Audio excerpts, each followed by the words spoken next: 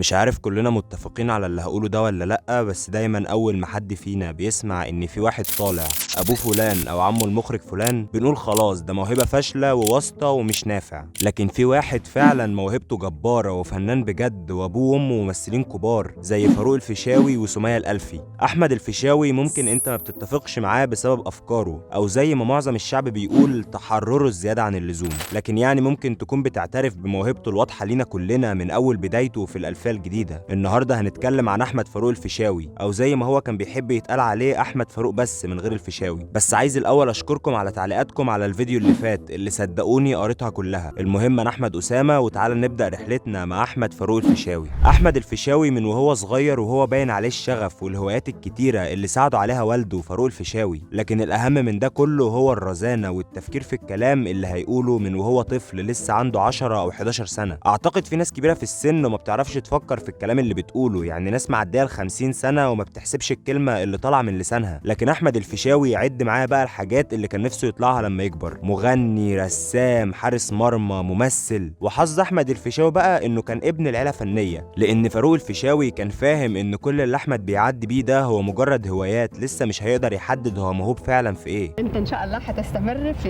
التمثيل؟ لا، انا هشتغل رسام. فينا. التمثيل ده بس تسلية وهواية. التمثيل ده بعمله تسلية وهواية مش اكتر.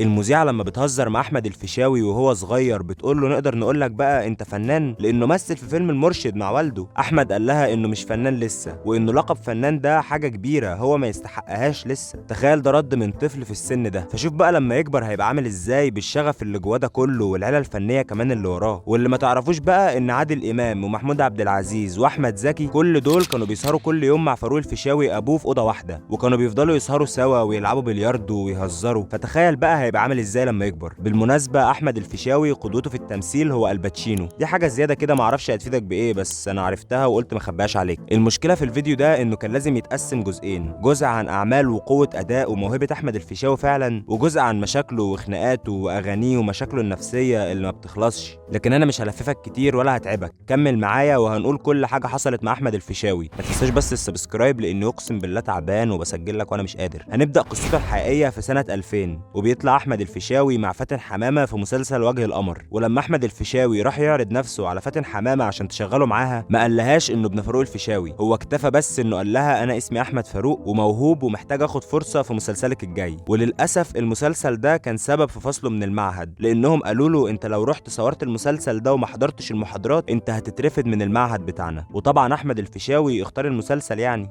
وفي نفس الوقت جالي مسلسل مع استاذه فاتن حمامه، فهم قالوا لي في المعهد يا احمد انت مش هينفع تعمل المسلسل ده علشان لو ما حضرتش الحصص بتاعتك هنفصلك.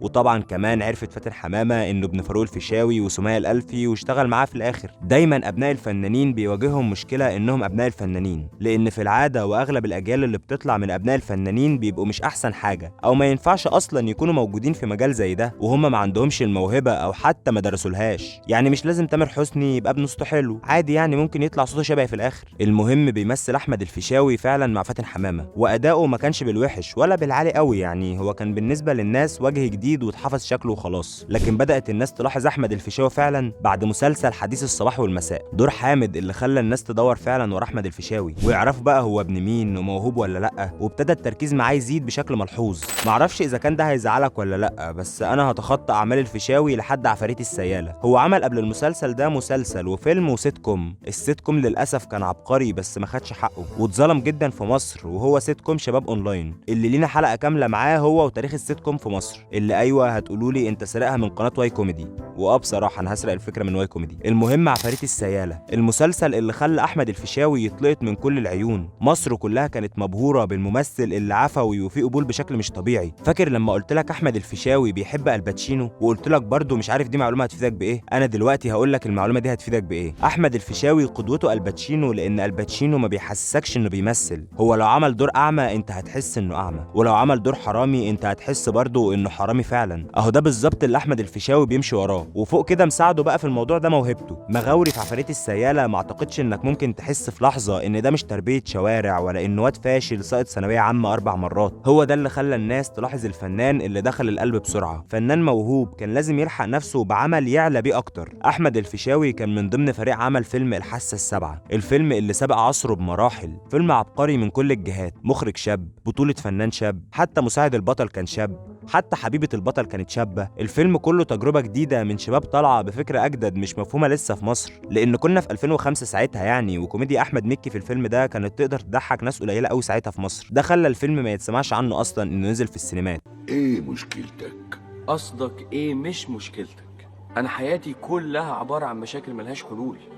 وكنت شرحت تجربة مكي الكاملة في الصناعة في فيديو في بداية القناة خالص، أتمنى تتفرج عليه لو مشفتوش. المهم بيراهن الفيشاوي تاني على السيت كوم في مصر، والمرة دي بقى مع مي كساب في سيت كوم تامر وشوقية. مش عارف أجيبها لك إزاي، بس السيت كوم ده كان مسمع في مصر كلها، أكيد أنت سمعت عنه في وقت من الأوقات لو أنت من مواليد ما قبل 2004 يعني. كوميديا جديدة برضه من الفنان الجديد ابن أحمد الفيشاوي اللي دمه خفيف وتلقائي ويتحب بسرعة. عادل إمام بنفسه كان بيشكر في السيت كوم ده. الناس ساعتها ما كانتش لسه فاهمة مبدأ السيت كوم في مصر، غير لما راجل وست ستات بقى اشهر سيت كوم في مصر. فصناع تامر وشوقية لما شافوا نجاحه عملوا اللي كان المفروض يتعمل، وهو الجزء الثاني منه، ونجح برضه نجاح ملحوظ. انا عايزك بس تركز وتقارن بين ابن فاروق الفيشاوي كاختيارات واعمال وابن اي ممثل تاني في الوسط من غير ما اقول لك اسم حد معين. اختيارات احمد الفيشاوي رائعه وكلها رهانات معظمها كسبان، ورهانات مش سهله، رهانات صعبه قوي، لانك بتلعب في كوميديا جديده في وقت صعب تفهم الناس الكوميديا بتاعتك، لان مفيش سوشيال ميديا او يوتيوب ساعتها عشان الناس تشوف اشكال تانية وكوميديا تانية جديده عليهم. لا، هو اللي كان بيتقال بيتضحك عليه وبيتكرر تاني وتالت وخلاص شكرا. بعد 2006 حصلت مشاكل كتيره مع احمد الفيشاوي، منها انه اتجوز واحده اسمها وسام عاطف، وبعد 55 يوم جواز اتهمته انه سرق منها خاتم سوليتير عامل 100,000 جنيه، وعملت له محضر ومشاكل كتير. ساعده ابو فاروق الفيشاوي ساعتها انه يخلص منها، ولما بيرجع من المشكله دي بيعمل فيلم اسمه جنينه الاسماك مع هند صبري وعمرو واكد. الفيلم ده ما اعتقدش ان في ناس كتير اتفرجت عليه، بس ده بسبب ان الفيلم ما خدش حقه اعلاميا. الفيلم للعبقري يسري نصر الله، وانصحكم جدا جدا تتفرجوا عليه ومش هتندموا والله.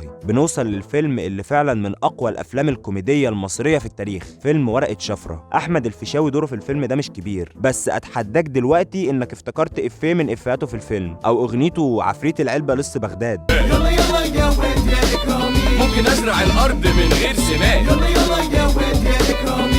دور اكرامي كان تحفه فنيه، كان لازم اللي يعمل دور اكرامي هو احمد الفيشاوي، ملوش بديل. يعني مين بديله؟ ده اللي كان هيبقى متصور مع فيكتوريا مرات بيكهام. وبالمناسبه احمد الفيشاوي هو كان اول ممثل يغني راب في فيلم في الوطن العربي كله. هرجع واقول لك مش هبقى ببالغ لو شايف ان احمد الفيشاوي كان سبب من اسباب نجاح فيلم ورقه شفره، وبدايه اقوى ثلاثيه في الجيل الجديد، هشام وشيكو وفهمي. من وجهه نظري ان لازم انت كممثل تكون متصالح مع نفسك بشكل كبير عشان تقدر تكون صادق في كل كلمه انت هتقولها، توصل للي هيسمعك ويصدقك فعلا. هنرجع للنقطه دي في مشاكل احمد الفيشاوي، بس خليك معايا. بيفضل يقع احمد الفيشاوي في مشاكله الشخصيه اللي ما بتنتهيش، وعطلته ياما، عطلته لمده 5 سنين كامله عشان يقدر يرجع بدور قوي يقدر يظهر فيها موهبته تاني. وبيرجع في 2013 بدور عاطف في مسلسل بدون ذكر اسماء، دور قوي واداء عظيم من احمد الفيشاوي مع شيرين رضا. الناس رجعت تفتكر احمد الفيشاوي الفنان تاني بقى، بعد ما كان كل ما بتيجي سيرته تيجي عشان مراته، انت فاهمني طبعا. فبيكمل احمد الفيشاوي بقى بعدها بسنتين بالفيلم اللي كسر مصر، فيلم ولاد رزق، احمد عز وعمرو يوسف واحمد داوود وسيد رجب، واخيرا احمد الفيشاوي. احمد الفيشاوي اللي ضحك علينا كلنا، فهمنا انه عبيط وطلع في الاخر بيضحك علينا، تبقى بتكذب لو ما صدقتش في لحظه ان هو العبيط اللي بيضحك عليه الحكايه كلها. طب لما رجع بقى لشخصيته الاصليه في الفيلم، حسيت انه بيبالغ؟ يعني حسيت انه بيتك على الكلام او بيحاول يتفزلك في دوره، شبه ما بنشوف دلوقتي من ممثلين كتير شباب طالعين عمهم مخرج فلان وخالهم المنتج علان. لا،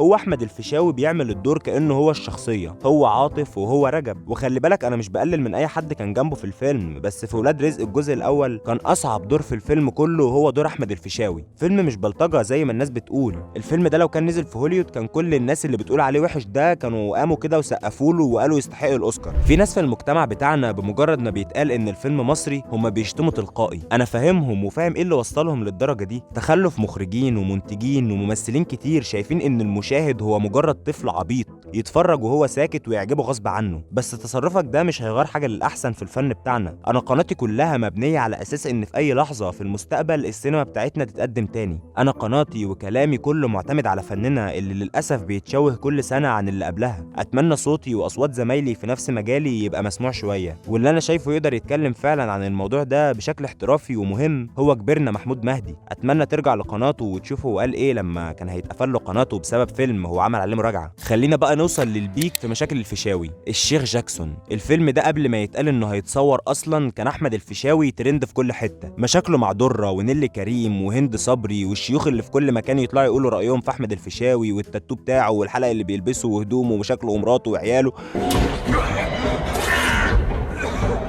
فتخيل بقى انه ينزل عليهم بفيلم اسمه الشيخ جاكسون، وبوستر الفيلم احمد الفيشاوي لابس جلابيه وبيعمل رقصه مايكل جاكسون. لو انت حضرت 2016 و2017 انت اكيد كنت كل ما بتفتح حته في النت تلاقي اسم الفيشاوي، كان اسمه لوحده قايمه عليه قنوات يوتيوب كامله. الفيلم يعتبر اتقطع فروته من غير فهم اصلا. يعني تخيل كده انسان ما اتفرجش على الفيلم اصلا طالع يكفر احمد الفيشاوي، والانسان ده هو ليه راي وبيمشي وراه ناس كتير. فتخيل ان انسان كفر انسان زيه عشان فيلم ما فيهوش ازدراء اديان اساسا، او حتى بيطلع يقول مشكله في الاسلام مثلا. الفيلم يا جماعه حلو واخراج مخرج عبقري زي عمرو سلامه، وفي واحد من اعظم ممثلين السينما المصريه ماجد الكدواني. نقطه انك تجبر صانع فن انه يعمل فن على مزاجك دي مستحيله. الفن هو فن في النهايه، اي انسان حر في فنه وبالشكل اللي يطلع بيه العمل بتاعه، وانت حر تقول رايك فيه بمنتهى الحريه. لحد هنا انا مش هتكلم عن اعمال احمد الفيشاوي. انا بالنسبه لي كل الافلام اللي بعد الشيخ جاكسون ما فيهاش كلام كتير، افلام عاديه ما فيش حتى فيلم فيهم دور احمد الفيشاوي فيه كان محوري او فيه نقلات كتير. حتى اخر فيلم نزل ليه هو فيلم عادل مش عادل باين، هو فيلم ضعيف جدا وتجربه سيئه تضاف لتاريخه. ممكن يكون افضلهم هو الحارس يعني، لكني ما اتفرجتش عليه. فتعال نتكلم عن مشاكله بقى. ما تفتكرش ان مشاكل الفيشاوي كمشاكل اي طفل عادي، لا، هو من وهو عنده 12 سنه كان بيخش بار وبيلعب قمار ويلعب بلياردو على فلوس مع ناس اجانب ويخسرهم، كان بيسقط كتير في ثانويه عامه، كان بيروح معهد الفنون المسرحيه بمخده وينام هناك، مش ملتزم في مواعيده، مهمل في حاجات كتير في حياته.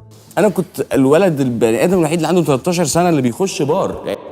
لكن الحاجة الوحيدة اللي مش موجودة في أحمد الفيشاوي هي الكذب. أحمد الفيشاوي قبل ما يكون صادق مع الناس هو صادق مع نفسه، يعني مش هتلاقيه بيتلون على حسب الموقف. هو أحمد الفيشاوي من صغره ما بيخافش يقول الحقيقة، يعني هتلاقيه طالع في برنامج مع شيماء سيف على قناة كبيرة من قنوات الصف الأول في مصر وبيقول كل عيوبه ومشاكله اللي عملها من غير خوف، لا وكمان بيقول لها في وشها بصراحة إنه جاي البرنامج عشان الفلوس مش عشان جمال عيونها يعني. وده اللي كان باين عليه طول الحلقة إنه بيعدي الوقت وخلاص. بعمل برامج بس فلوس برامج بس حاجات انت كده. جاينا هنا عشان نحتاج بننحت عشان شوشو. لا بننحت طبعا يا شوشو، البيزنس از بيزنس. انا بحب حاجه وان انا بقى جاي انحت حاجه تانية.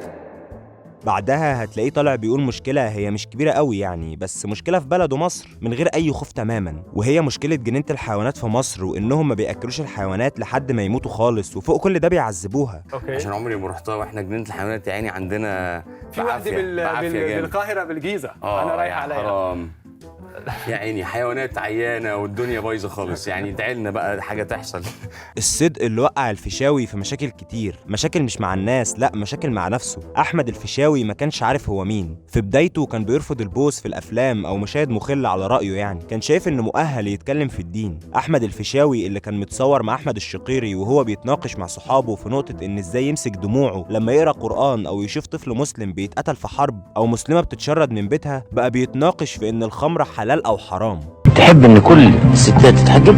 المسلمات اللي بيؤمنوا بربنا وبيؤمنوا بالقرآن. ايوه انا رأيي طبعا. يعني انت لو ليك اخت تحب انها تمثل من غير حجاب؟ لا تمثل بحجاب. انا امبارح اتفرجت على فيلم كان في السينما يعني قبل ما اجي هنا، في بوسه في اخر الفيلم.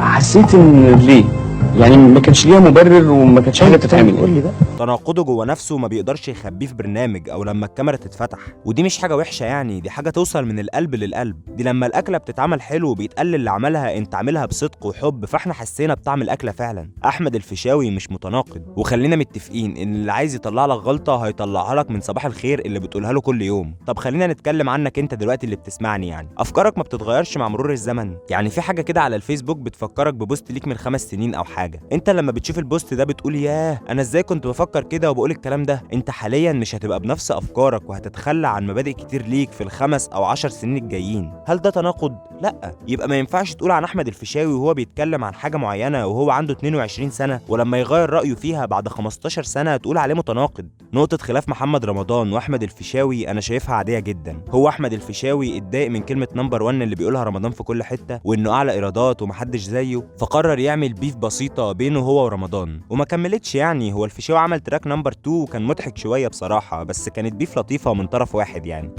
بحب الناس بتحبني، بحب الاحساس اللي بيجيلي لما الناس بتحبني. اديني نمبر، اي نمبر حتى لو هتدسني، الا هارده ايوه هارده طبعا قرب بصلي. سواء انت بتتفق او تختلف مع الفيشاوي في اي نقطه، سواء التاتو او الحلق او الخمره او جوازاته او انه شايف ان مراته تلبس اللي هي عايزاه وهو حر يلمس اي فنان عادي حتى لو متضايقه منه، فده انا كاحمد اسامه ماليش دعوه بيه تماما. وحتى رايي في اللي بيعمله انا هحتفظ بيه لنفسي بصراحه. انا مجرد وصلت لك احمد الفيشاوي هو مين وبيعمل ايه وبيقدم فنه ازاي. انت حر تختلف وانت حر تتفق، حب بقلبك بس ارجوك فكر بعقلك. صدقني انا ما كنتش حابب ابدا اتكلم عن مشاكله الشخصيه او التاتو او حركاته مع الفنانات في الحفلات والمهرجانات او اي حاجه خارج فنه، بس الفيشاوي مدخل حياته الشخصيه ومشاكله في فنه واعماله، فانا ما لقيتش اي باب غير ان احجم عدد المشاكل او اذكر اهمها اللي فعلا اثر عليه وعلى مستقبله الفني وهيتكتب في تاريخه كده كده. ما تنساش اللايك والسبسكرايب لان كتبت وسجلت الحلقه دي وانا تعبان جدا، ولو حابب ترجع تتفرج على الحلقات القديمه هكون مبسوط جدا جدا. وشكرا جدا لوقتك. انا احمد اسامه،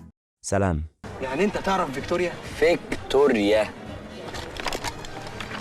قول لها بس اكرم.